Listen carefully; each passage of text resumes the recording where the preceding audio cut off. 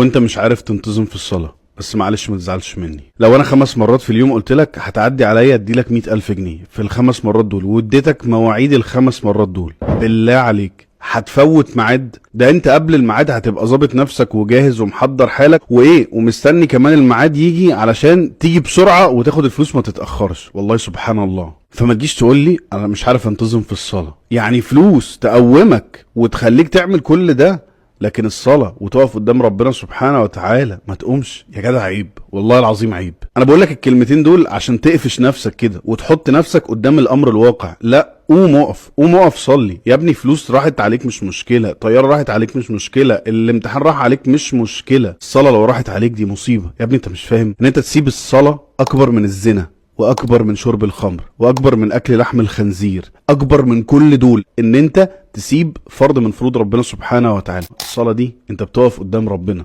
مش عايز تقف قدام ربنا، عايز تاخد فلوس ازاي؟